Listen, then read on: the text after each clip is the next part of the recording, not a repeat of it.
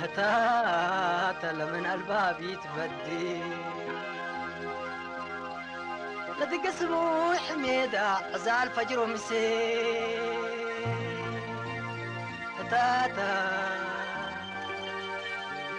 هتاتا لمن الباب يتبدي منزل حشوم كانتباي لدق حاطر نقفة سميتها بروشنا عبايتها وعبايتها استاي نقفة أريكية وديمة أريك تأفبر نقفة أريكية وديمة أريك تأفبر من دل نقاربته بدير قان حتى من أسر ومن دل سلطنة تتفتح لك وتأسر قروم أدبرا ذهبوا في الدكة فقر بدا حردات حوسس وعلى قدوي والولا شباب بالسكفة جل بدا حدامة عدادها تابعشر نقفة حايستة وحايست نقفة لنبر نقفة حايستة وحايست نقفة لنبر أنا الله جاي كل نسمع سمدر لا نحلاتها من جدود وبدير نقفة لنبر عاصمة برود كم أسمرة ومصر يأمركم دايك حلاي بدون تستاي. Nakfa to Eritrea is not only its currency's name or only one of its towns, yet Nakfa is a home to Eritrea's historical, archaeological and cultural heritages as well as gallants and gallantry events. Nakfa town in Eritrea is a land that passed a lot of colonialism and annexational damage. Matterless of all the hardship along with its people, it endured massive sorrow. It may have been somewhat architecturally damaged with the intention of an erasing destruction by the annexational agenda of the Derg regime, yet it stands tall and proud as a historical and a cultural shrine. Better yet, Nakfa is the lighthouse of Eritrea's rich history of struggle for independence, heroism, and cultural heritage. Not to forget that Nakfa is the plot and title of the famous tribute song that lives in the heart of every Eritrean, compiled and sung in Tigray language by the famous Eritrean artist and expatriate Ahmed Wad Sheikh.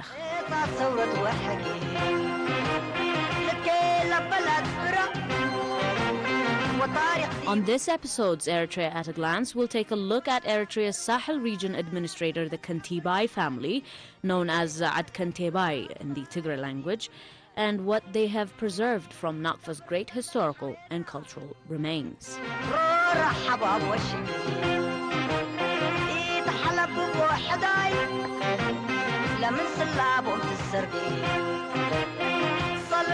According to Nakfa's native resident, a 75-year-old Mrs. Fatma Usman Hidad, the daughter of Kantebai Usman, the administrator of the entire Sahel region back in his time, is praised in a poem she recited in Tigray to us.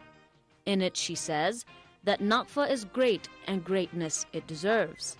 Nakfa is historical and always gives birth to history. It's a home to the past that lived for long. It's a home to monarchs whom led and punished with justice.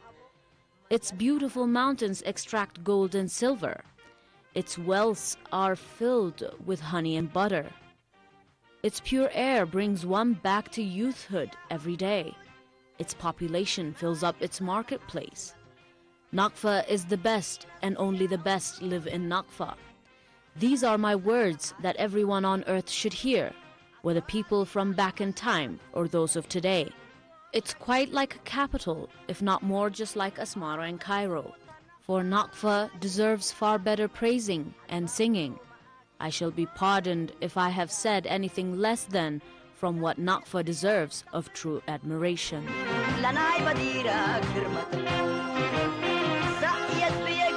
According to the briefings Mrs. Fatma gave us, Nakfa is the capital of the whole Sahel region of Eritrea and especially the capital of the Kantebai family, known as Kantebai in Tigray. Back in the time of the Kantebai led and served the region and its people with justice. And as so, the people respected and followed his fair, wise, and reasonable guidance. حطر قدبو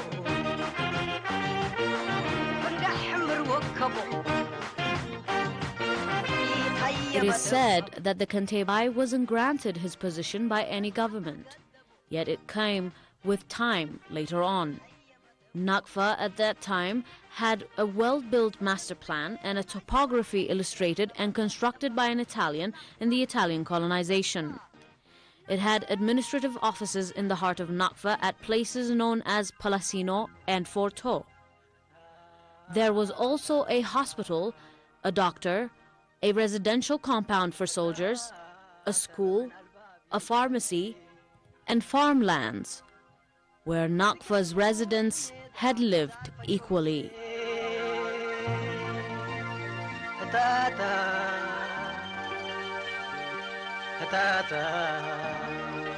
Since the people of Nakfa were mainly caravans passing by, and due to the Italian colonialism, there existed a need for an administration for Nakfa's people to settle. Therefore, from the year 1914 and onwards, Kantebai Usman Haddad joined his people and lived together in the regional capital, Nakfa. There, through time, Kantebai Usman requested for the construction of a town mosque, where the Nakfa town mosque, Masjid Nakfa, was built and ready for worshippers by the year 1934. It is said that in its construction participated many Eritreans of Nakfa, Turks, and Italians.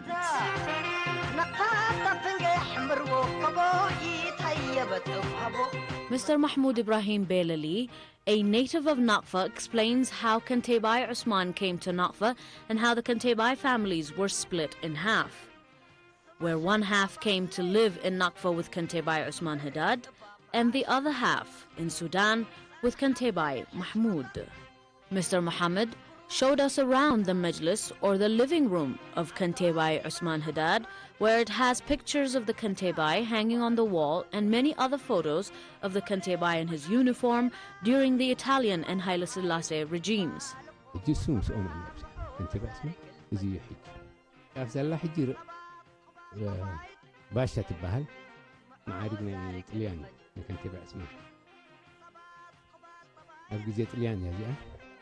بحريقة إنجليزية السوق كانتباي اسمها يا سالسايتي أبدي تيودي حيلة سلاس بس ثم دقوا في الكتنيرو أجي أبدي حيلة سلاس مريو خلا 50 في الدستة بس كانتباي اسمها دولة يعرف خلا كانتباي اسمها نجا شحين 9 مثلا شو المتعلق هذا Along with Kantebai Haddad's son and successor, his uncle Kantebai Hamid, a photo of the latest Kantebai, Kantebai Ali, a photo of his kids, where one of them was titled as Fitorari along with a praying cloth. One picture, on the other hand, shows of a group of all the Eritrean regional wise men and administrators, along with Kantebai Usman, all together in Rome in the year 1925. However, the title Kantebai was inherited later on by Kantebai Usman's kids, then his brother's kids, up until Kantebai Ali lately. We were told that Kantebai Hamid, Kantebai Usman Haddad's uncle, was an activist and utterly against the Italian colonizers to begin with. He protested that their land should be ruled by them, the native settlers, only. Therefore, the Italians imprisoned him at the Nakura Island prison, where later on he was sentenced to a death penalty in the court of Massawa in the year 1891, evidenced by a photo of the hearing hanging on the wall. When the Kantebai passed away, he was buried in the heart of Nakfa town. This cemetery here belongs to Kantebai Usman Haddad. It's found beside the Nakfa Mosque. The longest reigning Kantebai of the Sahel region, the wise Kantebai Usman Haddad, died at the age of 81, administering for about 60 years.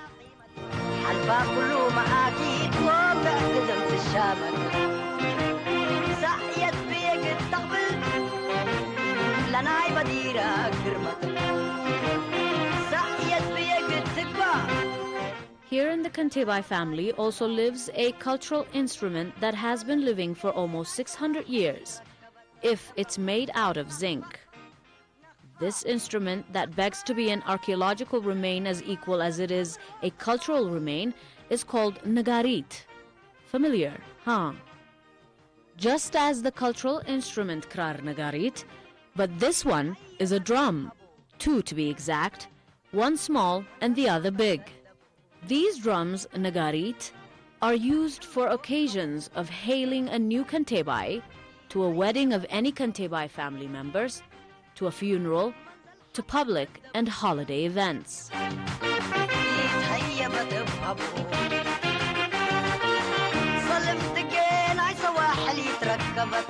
The Nagarit drums also have a specific way of being beaten or played, yet possessing a unique sound that is different in a symphonic measure from other drums due to its body and overall structure.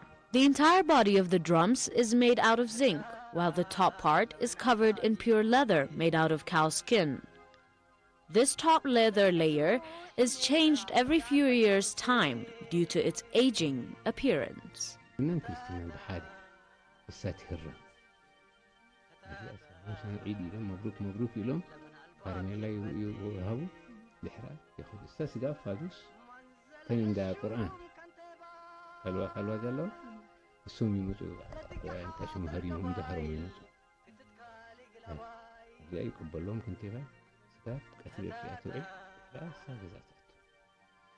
This was just a spoonful of what Nakfa has to present of culture and historical divinity.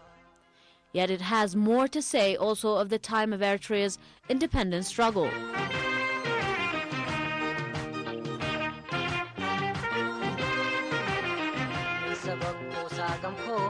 Since its historical journey began way back before the struggle for national sovereignty.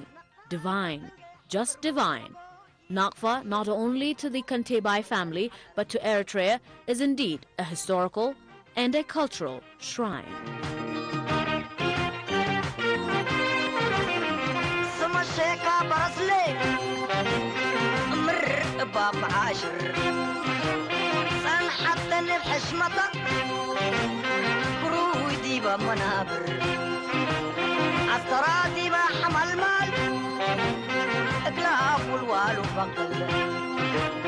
وقريت محازن كيما نطيت لنويلة حاير بالقوه صبرها محو زارك الفجر